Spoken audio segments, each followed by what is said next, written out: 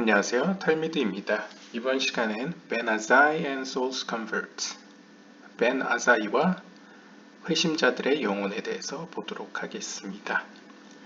샤라 게굴림 Chapter 34, Section 4가 되겠습니다.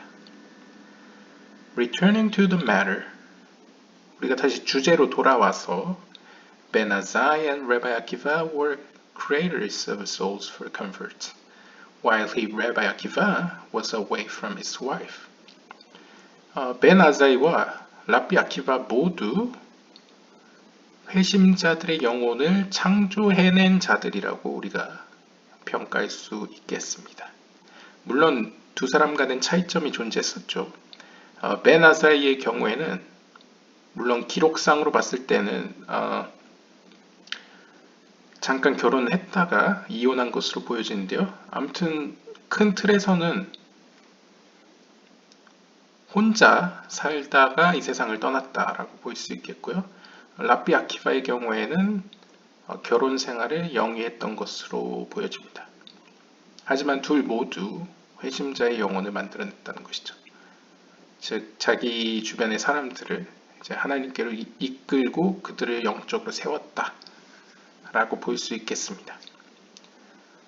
Both of them were holy.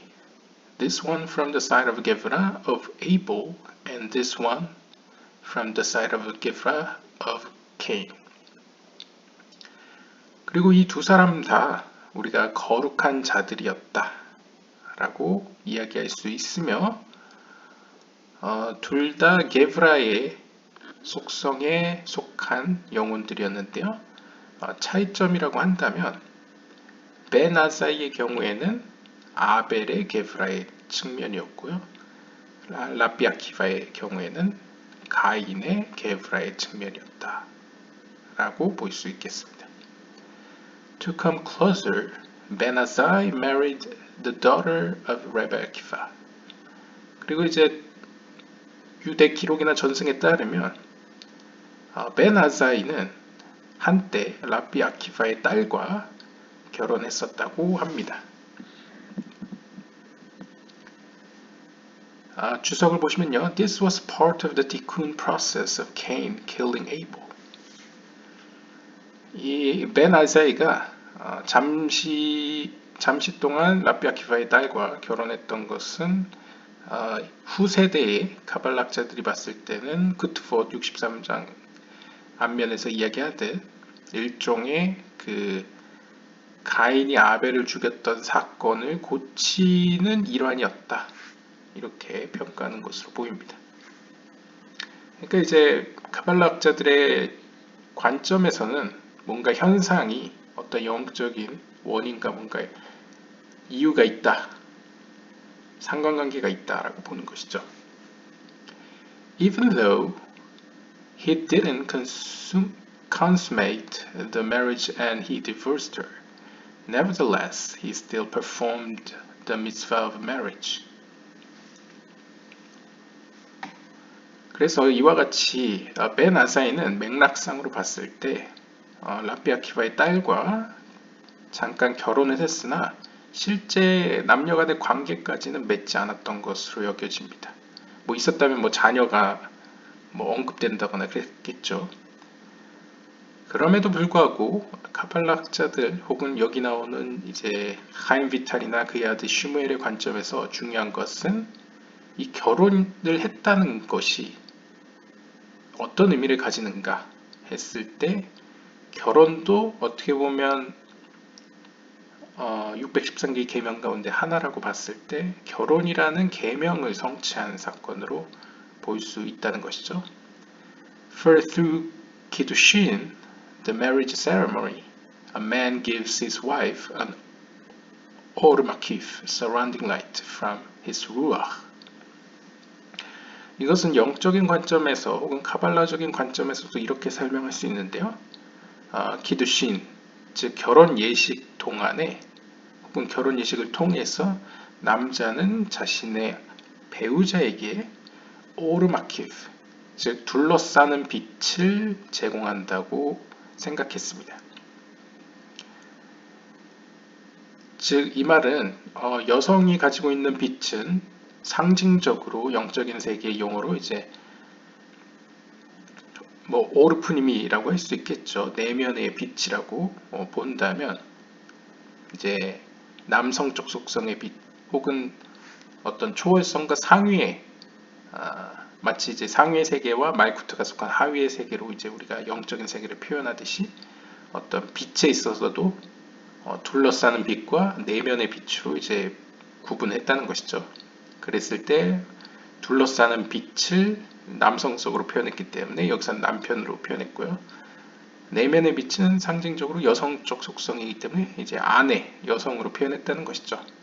즉 이 둘의 연합 혹은 어떤 말쿠트를 표현하는 그 여성적 속성이 어떤 제이란핀으로 상징되는 남편으로부터 어떠한 둘러싸는 빛 혹은 상위의 빛 혹은 초월적인 빛을 이제 받는다 라는 개념이 이 결혼 예식에 녹아 있다라고 볼 수 있겠습니다. 물론 이론적으로는 모든 인간은 어머니와 아버지로부터 이제 오르마키프와 이제 오르프니미를 모두 가지고 있습니다. 근데 이제 개인의 관점이 아니라 이제 사회적 관점이나 혹은 남녀 간의 어떤 두 사람의 관계에서는 또 그 모습이 녹여져 있다는 것이죠. 영적인 어떤 구조가 그 안에 녹여 있다. 뭐 이렇게 볼 수 있겠습니다. 그래서 고대 중세에는 제가 특별히 가발락자들의 경우에는 어떤 결혼 예식이 이러한 세이란핀과 말쿠트의 연합을 보여준다라는 입장에서 결혼 예식을 통하여서 남편이 이제 아내에게 뭐 사회적인 비유로는 이제 보호를 제공한다. 왜냐면 고대 중세에는 좀 세상이 험했지 않습니까? 그러니까 보호를 제공해 준다라는 의미도 있었고 영적인 의미에서는 그것을 이제 오르마키프 둘러싸는 빛이라고 표현한 것이죠. 근데 이것도 어떻게 보면 계명이기 때문에 그 계명을 성취했다는 것이죠.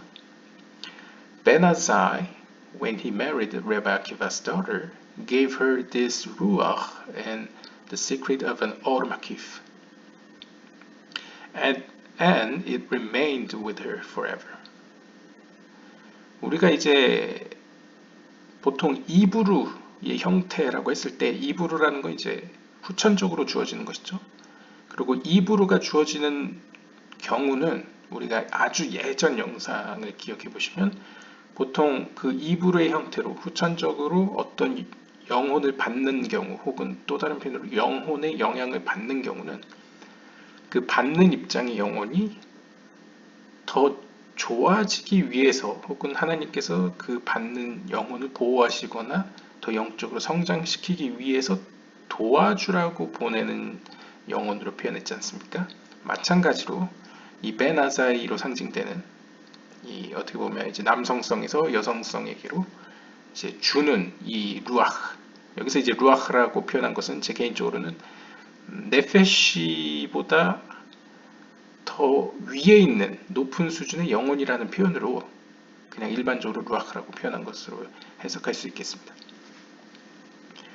즉 어떻게 보면 루아흐 혹은 이제 오르마키프로 표현되는 이 빛이 혹은 뭐 경우에 따라선 어떤 영적인 촉매제가 이제 받는 자, 즉 여성적 속성에게 이제 주어지는 것이죠. 그리고 그 주어진 영혼은 그녀가 이 땅에서 죽기까지 영원히 함께 있습니다. In this respect, Ben-Azai created an eternal bond with Rabbi Akiva.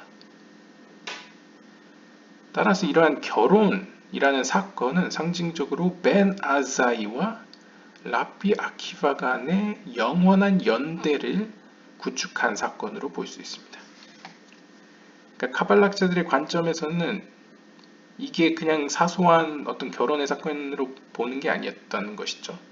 왜냐하면 알다시피 베나자이는 아벨의 영혼이고 라비 아키바는 가인의 영혼입니다. 그리고 게다가 둘 다 게브라라는 굉장히 다루기 어려운 심판의 속성에서 비롯된 영혼이었습니다. 그들이 결혼이라는 우리가 알다시피 고대 중세에서도 혹은 오늘날까지도 어떤 가족과 가족 간의 결혼은 때로는 어떤 새로운 시대를 이끌어오지 않습니까? 예를 들면 뭐 스페인 왕조도 결혼 동맹을 통해서 어떻게 보면 그 나라가 부강해졌듯이 이러한 어떤 비슷하지만 다른 뿌리를 가지고 있는 두 가문이 결혼을 통해서 동맹을 맺었다는 것은 카발라 학자들의 입장에서는 과거 가인과 아벨 사이에 있었던 불화가 고쳐지는 사건으로 이제 해석할 수 있었다는 것이죠. Even though the divorce removes it from the woman, some small aspect of it remains. 물론 우리가 이론적으로는 이혼을 하게 되면 두 사람의 관계가 사회적으로만 뿐만 아니라 영적으로도 이제 갈라지기 때문에 이론적으로는 여성에게서 어떠한 영적인 영향력이 떠나간다라고 볼 수는 있습니다.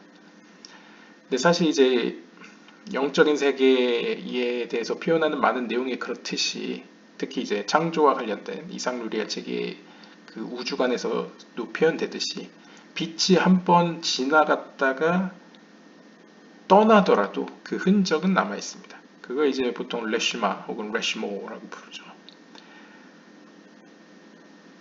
마찬가지로 이게 어떤 영적인 의미에서 결혼했다가 헤어졌다 하더라도 어떤 그 영적인 어떤 흔적 자취 혹은 어떤 영향력 긍정적인 의미에서의 그런 게 그녀와 함께 남아 있다는 것이죠.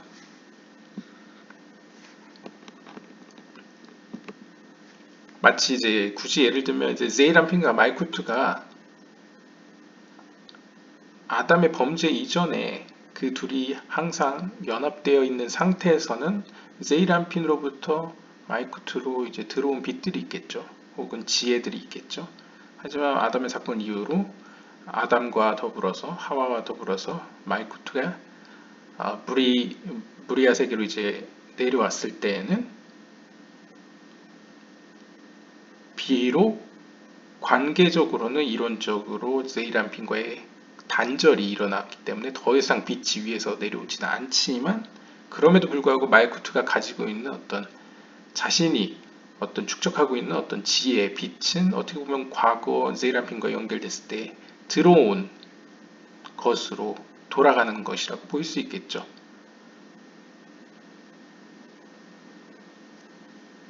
뭐 가령 예를 든다면 한때 바다였다가 이제 육지가 올라오면서 호수가 된 경우라고 하더라도 그 호수가 엄청난 규모의 호수라고 한다면 그 자체만으로도 생태계가 돌아가지 않습니까? 가끔씩 내리는 비를 받으면서요. 그와 마찬가지의 맥락으로 보시면 될 것 같습니다. This is the secret of what Ben Azai used to say to Rabbi Akiva. 그리고 다음과 같은 말을 벤 아자이는 라비 아키바에 대해서 여러 번 이야기했습니다. 종종 이야기하곤 했습니다. 뭐라고 이야기했냐면 All the sages of Israel compared to me are like the peel of the garlic except for this bold one. 굉장히 이제 오해 요소가 있는 말을 했습니다. 우리가 일단 벤 아자이라는 인물은 후세대나 뭐 당시의 랍비들의 말에 따르면 굉장히 겸손한 사람이고 경건하고 모범적인 학생으로 보통 표현됩니다. 근데 그 인물이 다음과 같이 말했다는 것이죠. 이스라엘에 있는 모든 현자들은 나와 비교했을 때 마치 마늘의 껍질과 같습니다. 단 라비 아키바. 근데 여기서 재밌는 것도 라비 아키바를 이제 대머리라고 표현했습니다. 대머리, 이 대머리인 사람을 제외하고는 모든 이스라엘의 현자들은 마늘의 껍질과 같습니다. 라고 표현했던 것이죠. 베호롯 58장 앞면에서 참고하실 수 있고요. Without doubt, Ben Azai was not heaven forbid putting himself above the wise of Israel in speaking this way or by referring to Rabbi Akiva disrespectfully as the bold one. 그러나 우리가 잘 알다시피 제가 말씀드린 것처럼 감히 말하건대 벤 아자이는 그럴 사람이 아닙니다. 벤 아자이 같은 인물이 이스라엘의 현자들을 가리켜서 뭐 비꼬려고 혹은 이렇게 불명예스럽게 랍비 아키바를 향해서 대머리라고 불렀을 리는 없을 것입니다.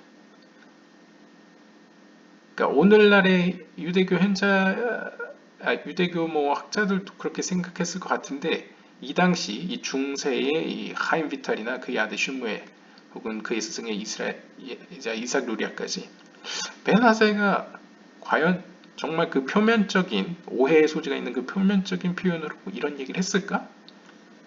그리고 이 이야기가 굳이 탈무드에 기록될 정도의 가치가 있을까? 여러 면에서 좀 더 자세히 들여다볼 필요가 있다는 것이죠. 혹은 그 의미 속에는 어떤 다른 뜻이 있다는 거죠. 그래서 이 글을 쓰고 있는 이제 아마 하임 비탈 혹은 그의 아들 슈무엘은 이렇게 우리에게 이야기하고 있습니다. Rather, 오히려 the secret of the matter is that either all or most of the sages were creating souls for converts through their Torah learning. 오히려 진실은 우리가 알다시피 특별히 이제 이 글을 쓰고 있는 이삭루리아는 이제 중세 사람이 확실하고요. 그리고 이삭루리아나 뭐 코르테베로가 모셰 오브 코르테베로가 중요시했던 책이었던 조아르서 같은 경우에도 그 주인공은 시몬 바르 요하이이지 않습니까? 시몬 바르 요하이가 생활했던 혹은 그러한 조아르서의 이야기들을 남긴 시기는 2차 성전이 유대교의 2차 성전이 무너진 이후였습니다. 로마의 압제를 받던 때죠.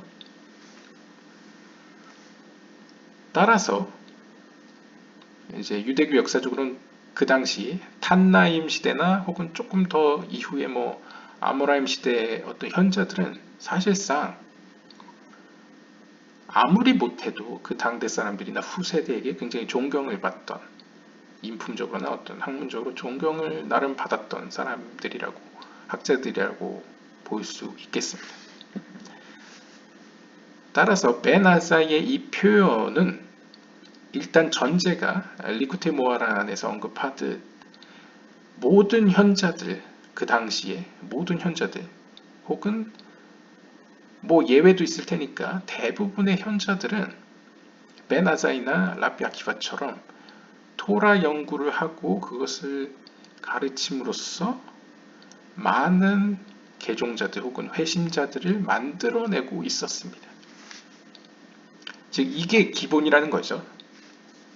특히 이제 성전이 무너지고는 이제 우리가 흔히 체계 종교라고 오늘날 부르는 이 토라 중심의 유대교 문화가 정착되는 과정이었기 때문에 이 랍비들 혹은 현자들의 역할이 굉장히 중요했다라고 우리가 역사적으로 전제하고 생각해 볼 필요가 있습니다. However, 그러나 there is a difference, for there were among them those who could only bring souls from the klipa called the Noga. However, Rabbi Akiba and Ben Azai, after they brought them from there, could also bring them to holiness. 그러나 대부분의 현자들과 벤 아사이, 라비 아키바는 차이점이 있었다고 합니다. 즉 일반 보통의 현자들은 그 당대의 현자들은 클리포트의 세계, 더 구체적으로는 클리파트 노가라고 불려지는 제가 이전 영상에서 구테여 비유하자면 단테의 신곡에서 지옥편의 그 약간 림보와 같은 그 어둠의 세계 가운데에도 거룩한 세계에 맞닿아 있는 그 수준이라고 했죠.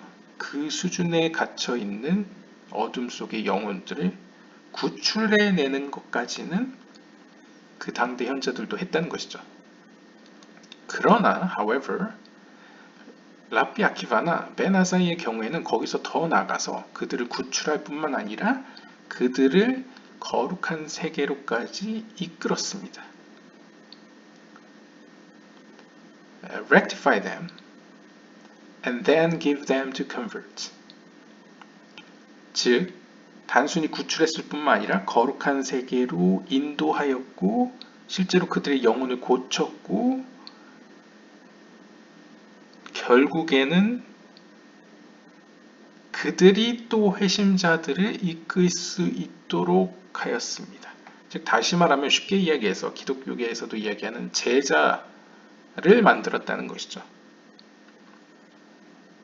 그래서 제자에게 행할 수 있는 것은 단순히 그 제자의 영혼을 어둠에서 끄집어내는 것뿐만 아니라 거룩한 세계, 하나님의 세계를 알게 하고 어떻게 보면 이게 입문의 단계죠. rectify them, 그들을 고치고 그들을 고친다는 건 이제 기르고 양육한다는 얘기죠. 혹은 이제 컨설팅을 한다. 혹은 이제 뭐 오늘날로 치면 심리 상담까지 다 하는 거죠.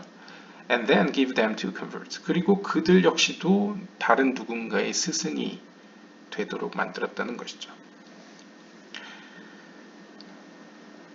This level was above that of all of the rest of the sages of the generation. And this is what Ben Azai referred to when he said that they are as the peel of the garlic husk before me, except for this bold one. 즉, 벤 아자이와 라비 아키바는 당대의 동일 시대의 현자들과 비교했을 때 영적으로 더 높은 수준에 있었다는 것을 알 수 있습니다. 바로 이러한 이유 때문에 벤 아자이는 앞에서 언급한 바와 같이 내 시대에 있는 내 앞에 있는 모든 현자들은 마치 마늘의 껍질과 같습니다. 즉 어떻게 보면 마늘의 알맹이까지 영적으로 도달하지 못했다는 것이죠. 즉 약간 거칠게 이야기하면 수박 겉핥기식의 수준에 머물러 있었다는 것이죠. 최소한의 어떤 구출 작전까지는 가능하지만 그것을 양육하는 데까지는 하나님이 그들에게는 허락하지 않았다. 이렇게 볼 수 있을 것 같습니다. 반면에 벤 아자이 자신과 그 다음에 여기서 대머리로 표현되는 이제 라비 아키바는 그 일을 했다는 것이죠. The secret is here. Secret is this. In the limb of the sign of the Brit Milah, Holy Covenant of Circumcision, there are two openings. The right one to produce a holy seed, and the left one for dirty urine, the food of the klipot.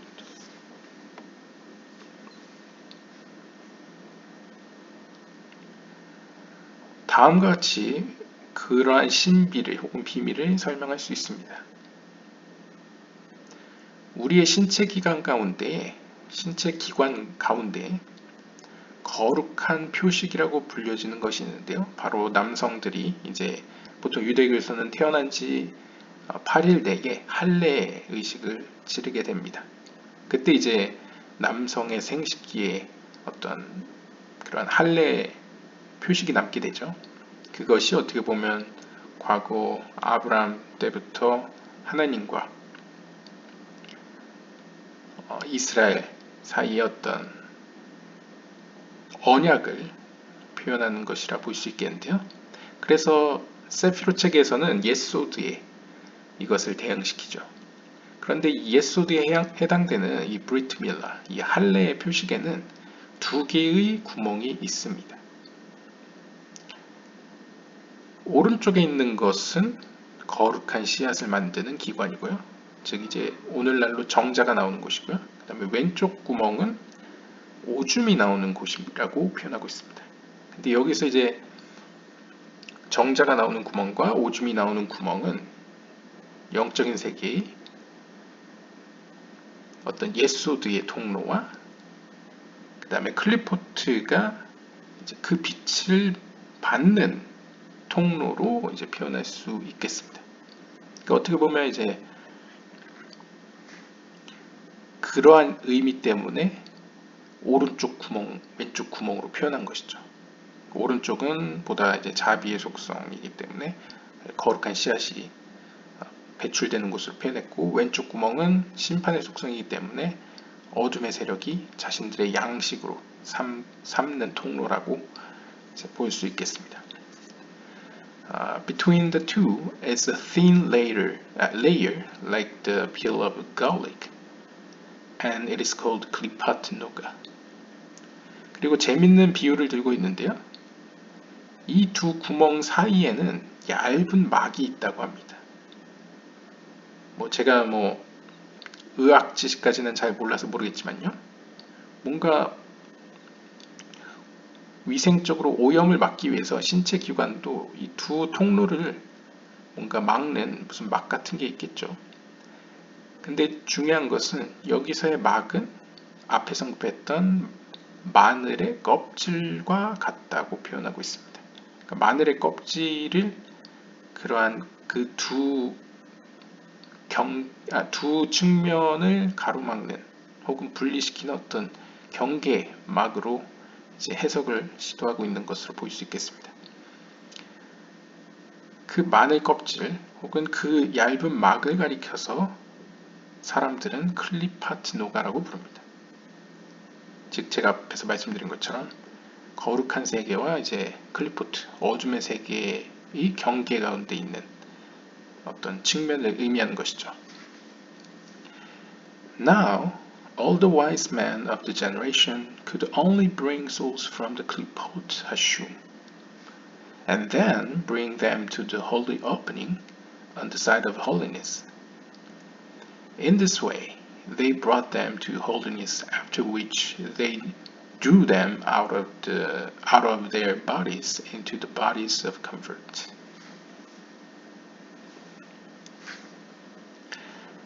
이걸 더 풍성하게 비유적으로 표현한다면 그 당대의 모든 현자들은 여기서 모든 현자는 이제 라비 아키바나 이제 벤 아사이까지 다 포함하는 모든 현자들이라고 볼 수 있겠습니다.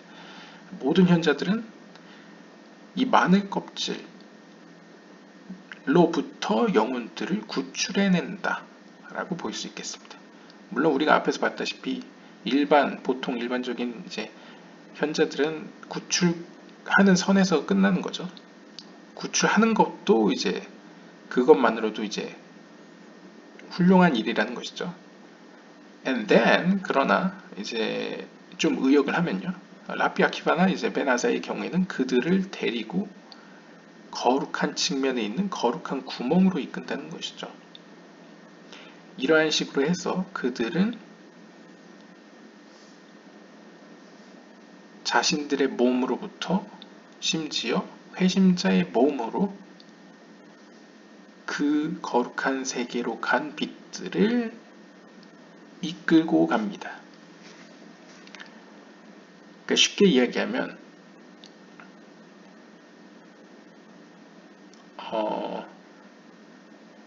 자칫하면 이 두 개의 구멍을 이제 거룩한 세계와 어둠의 세계라고 표현했을 때요. 거룩한 세계와 어둠의 세계 사이에 위치하는 마치 림보와 같은 곳에 위치하는 혹은 그곳에 떨어진 영혼들을 다시 구출한다는 것이죠. 그리고 라비 아키바나 이제 베나자이와 같은 좀 더 하나님으로부터 허락받은 혹은 좀 더 어떤 미션을 부여받은 의인들의 경우에는 그 구출한 영혼들이 다시 한번 그 거룩한 세계로부터 이 땅으로 보내짐을 받는다는 것이죠. 즉 현실적으로 이야기하면 그들이 영적으로 성장해서 스승이 되고 제자를 양육한다는 것이죠. 그것을 이제 비유적으로 이제 몸에서 이제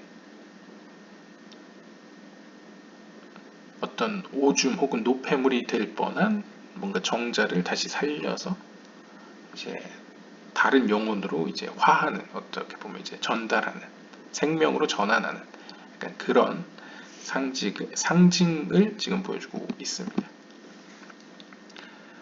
Why did Rabbi Akiva have this ability too? This is why he called him Korach, bold one, because Korach, the son of Itzar, also comes from the root of Cain. 자, 그럼 여기서 우리가 앞선 벤 아사이가 당대의 모든 이스라엘 현자들을 가리켜서 마늘 껍질이라고 불렀었습니다. 그 의미는 우리가 크게 두 가지로 해석할 수 있겠죠. 중의적인 의미에서 하나는 베나자이 자신이나 라삐 아키바와 다르게 다른 현자들은 그 당대에 영혼들을 어둠에서 빛으로 이끄는 것만 해도 훌륭했고 이끄는 것 정도의 수준만 할 수 있었다는 것이죠. 하지만 베나자이나 라삐 아키바의 경우에는 하나님께서 좀 더 역할을 부여하셔서 제자를 삼고 그들이 또 다른 사람들을 제자로 삼을 수 있을 스승으로 세우는 것까지 역할을 감당했다는 것이죠. 그래서 다른 현자들을 가리켜서 마늘의 껍질이라고 표현했고, 또 다른 의미는 이제 중의적인 표현이니까요. 또 다른 의미는 베나자이나 라삐 아키바나 기타 모든 그 당대의 현자들은 다 동일하게 마치 남성의 성기에 두 개의 구멍이 있듯이 어둠의 세계에서 마늘의 껍질이라고 불려지는 얇은 막을 건너 거룩한 세계로 영혼을 구출해냈다는 것이죠. 그러한 의미에서 비유적으로 마늘의 껍질은 어떤 전쟁터의 가장 전방이라는 느낌으로도 해석할 수 있겠습니다. 그러니까 베나자이는 다른 현자들을 비하할 이유는 없었다는 것이죠. 오히려 자신을 포함해서 그 당시의 모든 현자들은 전방에 나와 있는 군인들과 같다는 것이죠. 그래서 지금 막 전쟁이 벌어지고 있는데 마늘의 껍질이라고 불려지는 그 막을 건너서 어떻게 보면 구출할 인질들을 이제 데리고 오는 것이죠. 상징적으로 보면요. 383, 과거로 치면 383이나 하여튼 위험한 접경지대를 넘어가서 그들을 구출해서 다시 넘어온다는 상징을 이제 마늘의 껍질이라고 표현한 것으로 볼 수 있겠습니다. 자, 그러면 나머지 하나의 미스테리가 남아있죠. 왜 베나자이는 라삐 아키바를 대머리라고 불렸느냐? 일단 그것에 대한 질문은 이전에 우리가 또 질문할 것은 라삐 아키바는 가인의 영혼이었습니다. 아벨의 영혼 같은 경우에는 베나자이처럼 아벨 영혼 자체가 하나님의 아담의 오른쪽 어깨 혹은 오른쪽 팔로 비유되기 때문에 하나님의 자비의 속성이죠. 자비의 속성이어야지만 회심자를 만들 수 있는데, 회심자의 영혼을 만들어낼 수 있는데, 즉 영혼을 구출할 수가 있는데, 라삐 아키바는 태생 자체가 가인의 영혼이라는 것이죠. 그런데 왜 가인의 영혼인 라삐 아키바가 베나자이와 동일한 능력을 가지고 있느냐라는 질문에서 시작해야 된다고 합니다. 그 이유는 바로 라삐 아키바가 가인의 영혼이기 때문에 베나자이는 라삐 아키바 안에 있는 그 영혼의 모습, 즉 가인의 대표적인 영혼의 모습 중에 한 명이 고라죠. 성경에서 이제 모세에 대적했던 이 고라 이야기는 이제 이전 영상을 찾아보시면 있을 겁니다. 그런데 그 고라는 특징이 당시 고라를 포함한 레위인들이 성막을 축성할 때 머리에 있는 모든 털을 밀었죠. 그리고 유대 전승에 따르면 고라는 그 관습을 계속 지켰던 것으로 보여집니다. 그래서 고라는 대머리였다는 것이죠. 물론 아마도 후천적으로 자기의 의지로 머리를 계속 삭발했던 것 같습니다. 따라서 베나자이는 그 라삐 아키바의 어떤 태생적인 영혼의 모습, 즉 가인의 영혼이라는 것을 캐치하고 특별히 고라의 모습을 보고 라삐 아키바가 실제로 역사적으로 대머리였는지 아닌지는 논란의 여지가 아직도 있습니다. 근데 아무튼 카발라적으로 봤을 때는 그 고라의 모습을 보고 대머리라고 표현했다 라고 이해할 수 있겠습니다. He was called Korach because all the Levites had been completely shaven bald. 그래서 제가 말씀드렸다시피 고라는 대머리였습니다. 왜냐하면 그 당시에 모든 레위인들은 머리를 삭발했기 때문입니다. Because of the strong deen that was in them. 그 이유를 이제 영적으로 가발라적으로 설명한다면 레위인들은 한 그룹으로 봤을 때 제사장 그룹은 하나님의 자비의 속성에 속한 것으로 보통 표현되고요. 레위인 그룹은 보통 심판의 속성에 속한 것으로 표현됩니다. 따라서 모든 레위인들은 당시 성막 혹은 말쿠트가 세워지는 그 시점에 있어서 자신들이 가지고 있는 그러한 가혹한 심판의 속성을 어떻게 보면 중화시키기 위해서 혹은 제거하기 위해서 혹은 한풀 꺾기 위해서 머리를 깎은 것으로 현상적으로 나타난 것이다 라고 볼 수 있겠습니다. 주석을 보시면요. Hair is deen. 기본적으로 머리카락은 심판의 속성이라고 불려집니다. 아마 그 심판의 속성들이 가지고 있는 어떤 확장의 개념 때문에 이렇게 표현하는 것 같습니다. 왜냐하면 머리카락은 보통 뭔가 그 성경 상징에서 보시면 이렇게 이슬이 머리카락을 타고 내려오죠. 그게 어떻게 보면 위에서 아래로 어떠한 빛이 확장되는 어떤 그런 모습을 그린 것으로 표현하기도 하는데요. 어떤 이러한 머리카락은 보통 어떤 심판의 속성으로 표현하는 것 같습니다. 그리고 대표적으로 털이 많았다라고 평가되는 인물 중에 한 명이 이제 에서였죠. 그래서 에서를 이제 뭐 어떤 경우에는 털이 많았던 인물로 우리가 기억하고 있는데요. 그러한 의미에서 이제 털이라는 것은 혹은 털이 많은 사람은 어떻게 보면 심판의 속성으로 해석되는 경향이 있었던 것으로 보입니다. 뭐 그래서였는지 모르겠지만 털 많은 짐승은 또 염소와 관련되게 되고 그래서 염소가 나중에 아자젤 염소랑도 관련이 되겠죠.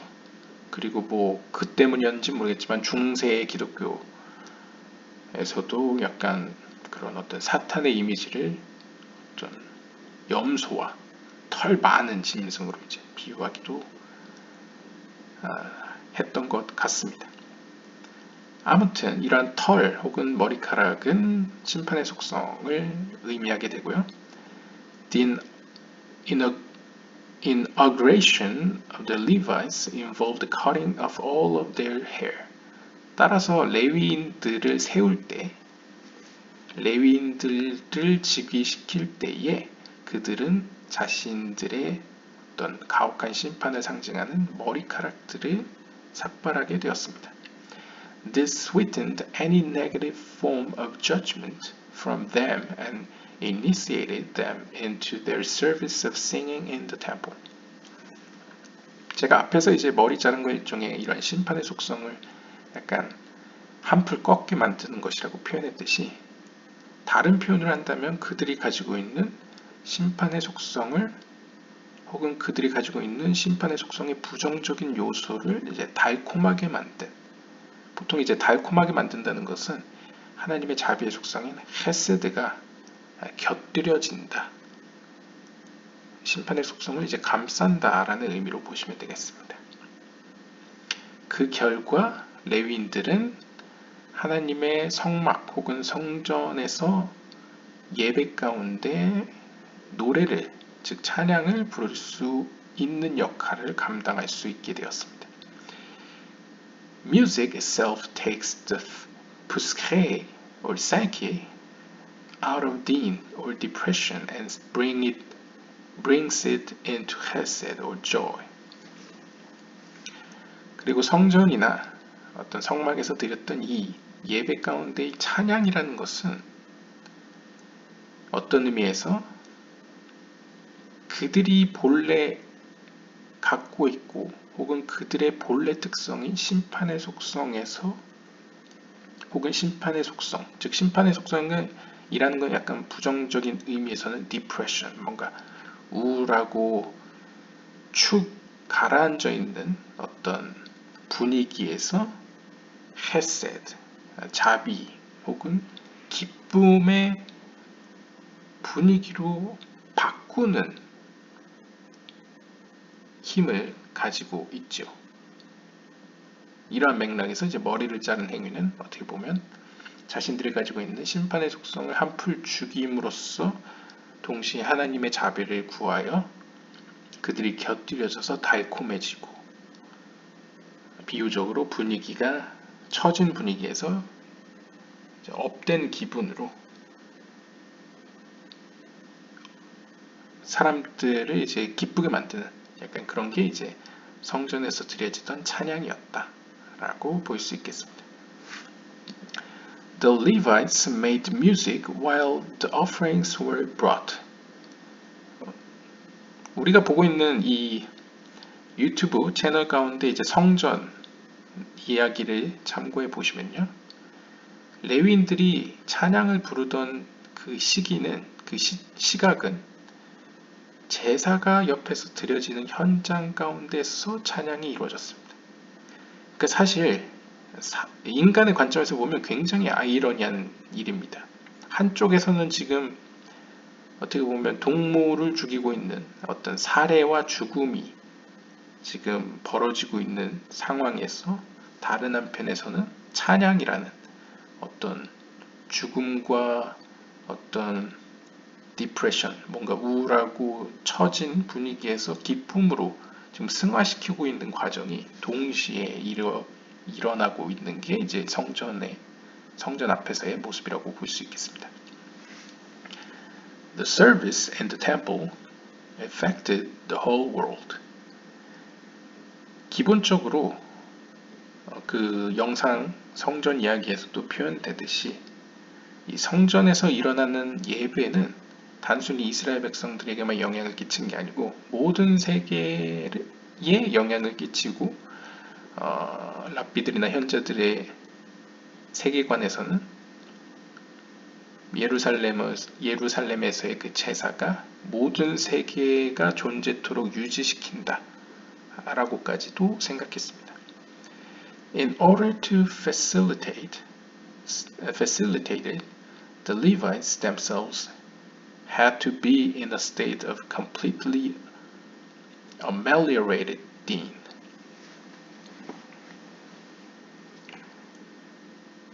따라서 레위인들의 입장에서는 자신들의 찬양이 단순히 예배를 흥겹게 만드는 요인일 뿐만 아니라 온 세계를 지금 그대로 유지시키는데, 그러니까 이거는 굉장히 인도의 어떤 제사에 대한 약간 접근이랑도 약간 유사한 점이 있습니다. 즉 어떤 제의적인 것은 단순히 상징이거나 뭔가 단순한 어떤 뭐 그런 의미가 아니고 고대인들에게 있어서 제의라는 것은, 제사라는 것은 어떤 의미로 세상을 유지시키고 세상을 계속 이렇게 살아있도록 만드는, 어떻게 연장시키는 중요한 의식이라고 봤던 것이죠. 따라서 레위인들은 자신들에게 부여된 이 찬양에 대해서 굉장히 책임감을 아마 느꼈던 것으로 보여집니다.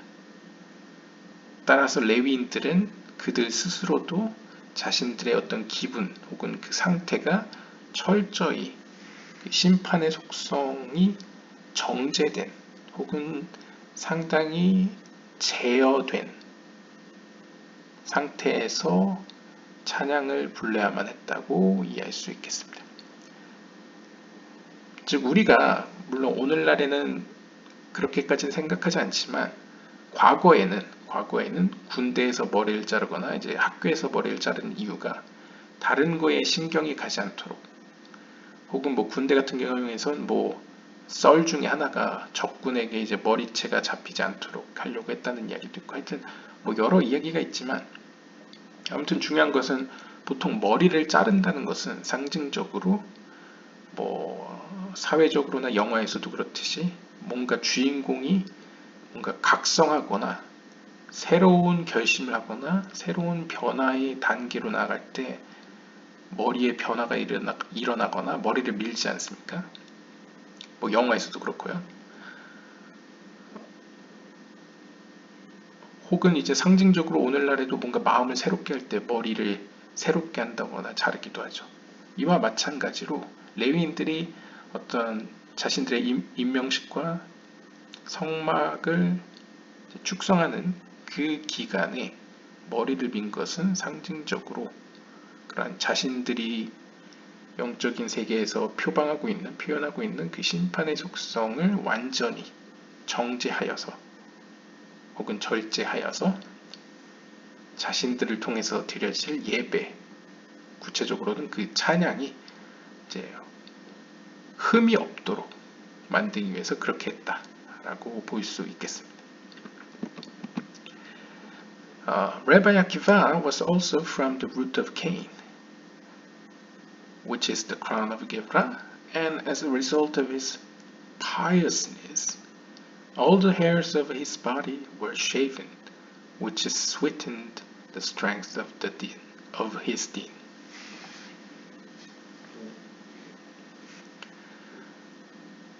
뭐 실제로였는지 모르겠지만 라비 아키바 역시 그의 몸에 있는 모든 털과 머리카락들이 밀렸다고 합니다. 아마 본인이 이렇게 밀었겠죠. 그래서 이제 다시 번역을 하자면 라비 아키바 역시 고라와 마찬가지로 가인의 영혼이었으며 특별히 가인의 게브라, 가인 자체도 게브라인데 그 게브라의 게브라라는 거죠. 그러니까 게브라 오브 게브라니까 이제 크라운 오브 게브라라고 볼 수 있겠죠. 즉 라비 아키바는 고라처럼 가인의 영혼일 뿐만 아니라 정말 태생적으로 게브라, 심판의 속성의 인물이었습니다. 그럼에도 불구하고 그는 이 땅에서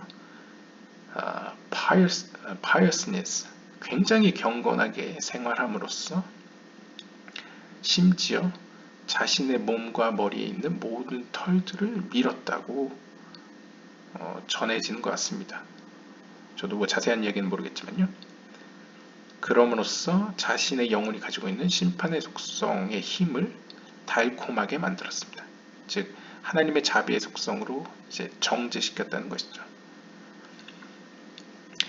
Thus 따라서 was he called Korach, and was he able to bring convert souls from the actual place of holiness, as Ben Azai did, from the side of Chesed, for it is there that the souls of converts are aroused. 즉 라비 아키바는 비록 가인의 영혼에서 비롯된 인물이었으나 극도의 경건한 삶을 삶으로써 고라라고도 불려졌지만 동시에 고라와 다르게 회심자들을 창조해냈고 회심자들을 만들어냈고 그들을 제자로 삼아 거룩한 세계로 이끌기까지 하였습니다.